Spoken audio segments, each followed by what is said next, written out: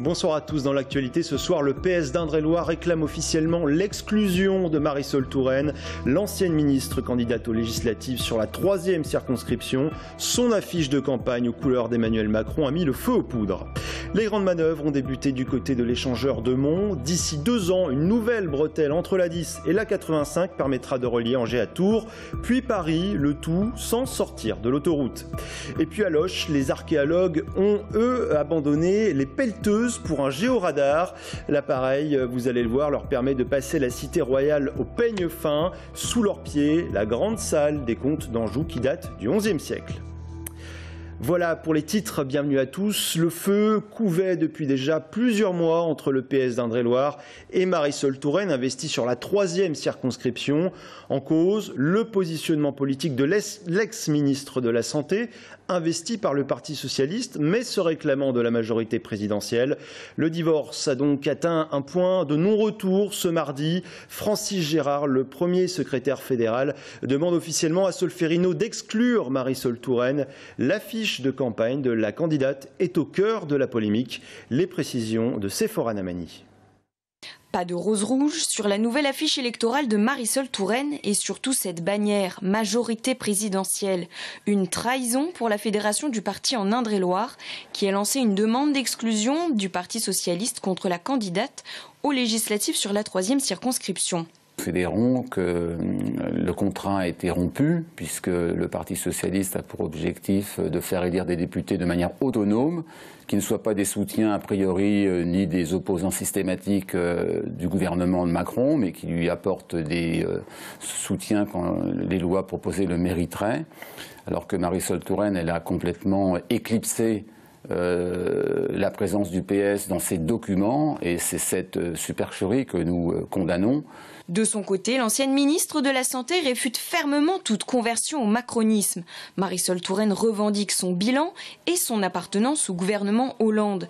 Elle appelle au dépassement des partis pour favoriser le progrès. Si vous lisez les documents, il n'y a vraiment pas beaucoup de doutes. Je ne suis pas candidate En Marche, je suis une candidate de gauche, je suis socialiste, mais je le dis clairement parce que la clarté, c'est ça aussi. La clarté, c'est de dire que si je suis élue, je suis dans la majorité et je ne suis pas dans l'opposition. Et pour construire, il faut être dans la majorité. Ce sera prochainement au siège du Parti socialiste de trancher sur la demande d'exclusion de Marisol Touraine. La Fédération d'Indre-et-Loire devrait quant à elle appeler à voter pour un autre candidat sur la 3e circonscription. Marisol Touraine est capable d'être élue sur sa propre personnalité, sur son bilan aussi, c'est elle qui le dit. Mais visiblement, je pense qu'elle ira au 2e tour. C'est pas sûr qu'au 2e tour, qu'elle fasse l'union à gauche. Elle va avoir, à mon avis, je pense que sur la 3e circonscription, on va tout droit vers un référendum pour ou contre Marisol Touraine. La législative sur ce secteur-là va se transformer en référendum anti ou pro Marisol Touraine. Réponse dans les urnes les 10 et 17 juin prochains. Et puis toujours concernant le cas Marisol Touraine, le sénateur ex-PS Jean-Jacques Filleul, passé depuis chez Emmanuel Macron, lui apporte son soutien. Cette procédure d'exclusion, c'est insupportable et outrancier, a-t-il confié à nos confrères de la Nouvelle République. On peut la contester, mais elle a fait un bon travail au gouvernement, a-t-il ajouté, toujours à propos de l'ex-ministre de la Santé. Dans quelques instants, nous reviendrons sur les législatives, mais cette fois vue par les acteurs du BTP. Dans le reste de l'actualité, la nuit a été fraîche pour les archives municipales de Tours. Suite à un problème de canalisation, 3% des documents historiques du site de Saint-Éloi ont été inondés. Dès ce matin, les employés des archives départementales sont venus prêter main forte à leurs collègues pour sécher les ouvrages, principalement touchés des registres paroissiaux et des délibérations anciennes, pour certaines vieilles de plusieurs siècles. On écoute les précisions de Jacques Shevchenko, premier adjoint au maire, en charge des archives. Il y a environ 1000 mètres d'archives en rayonnage au sous-sol et il se trouve que 25 mètres à peu près ont été atteints. Par contre, sur ces 25 mètres, il y en a 5 qui sont vraiment des archives patrimoniales, c'est-à-dire des registres paroissiaux et des registres du corps de ville, des délibérations du corps de ville, de la ville de Tours, bien évidemment. Il y a une solidarité, on va dire, inter-archiviste, dans la mesure où un conservateur des archives départementales est venu donner des conseils et participe actuellement aux travaux. On ne sait pas ce qu'on va retrouver une fois que les registres seront asséchés. Angers, Tours, Paris, un trajet que vous pourrez bientôt effectuer en totalité sur l'autoroute. Les travaux permettant de relier l'A10 et la 85 au niveau de l'échangeur de Mont viennent de débuter. Mise en service prévue fin 2018. Les explications de Romain Delville. 18 millions d'euros, 18 mois de travaux. En tout, ce seront 2 bretelles, 3 ouvrages d'art, des ponts et une gare de péage qui seront construits par Vinci Autoroutes. La liaison Angers-Tours, c'était le chaînon manquant entre l'A10 et la 85. Alors cette bretelle va servir à faire la liaison entre Angers et Tours et vice-versa sans quitter l'autoroute. Donc elle va permettre de maîtriser les temps de trajet aux usagers qui vont décider de prendre cette option. Si le gain de temps justifie les travaux, le tracé d'une des 2 bretelles a été pensé en considérant une niche de héron à quelques encablures du domaine de Candé sur les conseils de l'association environnementale CEPAN.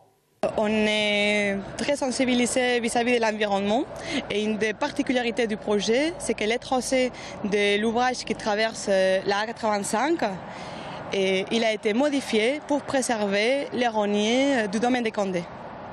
Les travaux de liaison Angers-Tours et vice-versa sont censés être terminés fin 2018. L'économie en bref et cette bonne nouvelle pour le site SKF de Saint-Cyr-sur-Loire. Le géant suédois spécialiste des roulements pour l'automobile a décidé d'y implanter son centre européen de kits de rechange.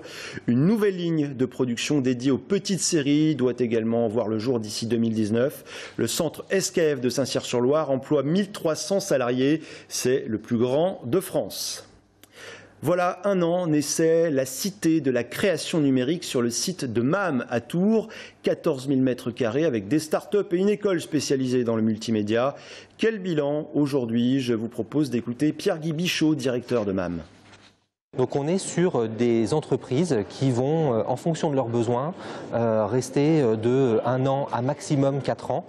À ce jour, nous avons 30 entreprises sur cette partie Souched, 3 entreprises dans la partie tour administrative où on est sur des entreprises beaucoup plus assises et pérennes, en phase de croissance, et ceci représentant plus de 100 emplois ici et une trentaine d'emplois sur la tour administrative. L'économie encore, et c'est une tradition pour le secteur du BTP. Tous les 5 ans, la Fédération française du bâtiment invite des candidats aux législatives. C'était le cas hier soir au Temps Machine à Tours. C'est notre focus législative.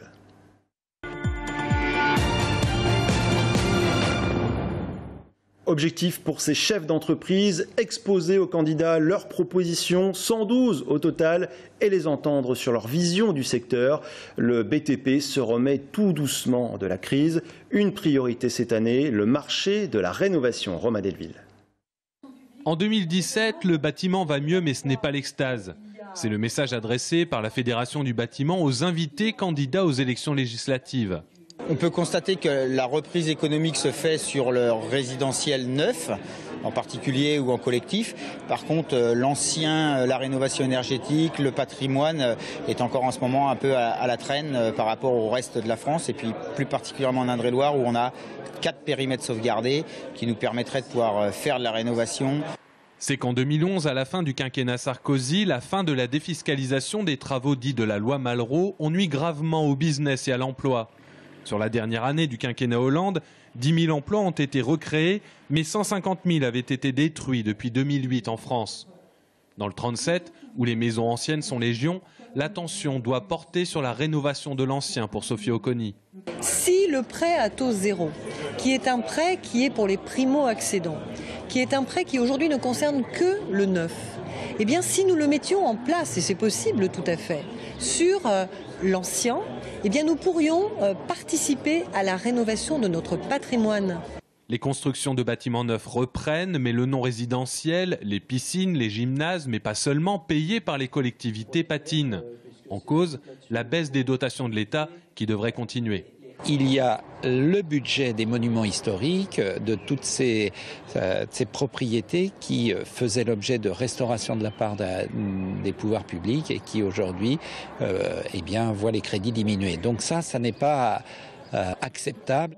Et puis dans le bâtiment, il y a le hors-taxe et le TTC. Le problème pour Claude Grève, c'est qu'il y a trop de taxes différentes selon la nature des travaux. Il faut que les clients sachent exactement ce qu'ils vont payer dans leurs travaux aujourd'hui, très rapidement. C'est la raison pour laquelle je propose la baisse de la TVA, en tout cas l'unification de la TVA aux alentours de 7%. Aujourd'hui, vous avez 3 barèmes de TVA selon les travaux que vous faites. Eh bien, les clients, les habitants ne savent pas véritablement ce qu'ils doivent payer. Au total, la FFB a 112 propositions, rien de moins en direction des candidats. Et parmi les priorités, plus d'engagement des collectivités pour construire et plus de contrôle pour enrayer le travail au noir. Voilà, et puis pour clore ce chapitre législatif, l'ancienne ministre de la Justice, Christiane Taubira, est attendue lundi soir à Blois à l'occasion d'une réunion publique du député PS sortant Denis Robiliard. Rendez-vous à 18h30, salle Georges Champrin à Blois. Et puis, en Loir-et-Cher, toujours ce grave accident de la route hier soir à proximité de l'aérodrome de Blois. Vers 18h sur la D957, 2 véhicules se sont heurtés de face. Leurs conducteurs ont été gravement blessés, mais leur pronostic vital ne serait pas engagé. Il s'agit d'un homme de 25 ans et d'une femme d'une quarantaine d'années. Une enquête est ouverte pour déterminer les causes exactes de l'accident. Prenons la direction de Loches à présent, où depuis 5 ans, des fouilles archéologiques sont menées par le département. L'ancienne résidence des comtes d'Anjou est encore loin d'avoir livré tous ses secrets. Depuis l'année dernière, les recherches se focalisent sur le parc des logis royaux, un terrain de jeu de plusieurs centaines de mètres carrés, impossible à explorer dans sa totalité, sauf à employer les dernières technologies, notamment un géoradar. Aurélie Renaud. De loin, l'appareil ressemble à s'y méprendre à une tondeuse à gazon. Mais c'est un géophysicien qui la pilote, car c'est en fait un géoradar. En roulant sur le gazon, la machine fait une sorte d'échographie du sous-sol. En gros, on va envoyer une impulsion électromagnétique dans le sol à une certaine fréquence. Et lorsqu'elle va rencontrer une interface type racine, rocher, objet ponctuel ou même vestige archéologique. Donc le signal sera renvoyé vers le récepteur. L'intérêt de la géophysique, c'est de ne pas partir à l'aveugle. Donc ça permet d'avoir un premier diagnostic du site sans spécialement aller creuser et faire des fouilles préventives, sachant que tout est une question de coût. Et que la géophysique va balayer le site en un temps réduit. Par exemple, on va balayer ce site, il faut compter peut-être 1 voire 2 jours. Et contrairement à une fouille préventive qui dure des mois. Cette partie du domaine renferme bien des surprises. En 2012, les archéologues, grâce à des fouilles traditionnelles, avaient découvert une immense salle seigneuriale. Elle ne faisait pas 150 mètres carrés comme ils le pensaient, mais 500. Aujourd'hui, grâce au géoradar, on souhaite répondre à d'autres questions. Est-ce qu'il y avait d'autres bâtiments qui étaient accolés à ce premier bâtiment? Par exemple, ici, quand on pense grande salle, et bien après, on pense à tout ce qui peut fonctionner avec. Bâtiments de service, écurie, cuisine. Ce qui est sûr, c'est qu'on ne pourra jamais tout fouiller. Parce que ici, sous le parc, vous voyez derrière moi, on a des arbres remarquables. Un parc a été aménagé au 19e et il est évidemment pas question de couper ces arbres et enlever cet aménagement paysager pour pouvoir fouiller intégralement cette grande salle. Chaque année, les archéologues fouillent entre 50 et 70 mètres carrés de sous-sol. Mais le terrain de jeu, lui, est immense car la forteresse fait plus de 5 hectares. Voilà, élue jeudi dernier, Sandrine Fleury est la première femme à prendre la tête du MEDEF d'Indre-et-Loire. Hasard du calendrier, son mandat débute avec celui d'Emmanuel Macron. Nous lui demanderons ce qu'elle attend du nouveau chef de l'État, notamment pour les TPE-PME qui constituent l'essentiel des adhérents du MEDEF local. A tout de suite.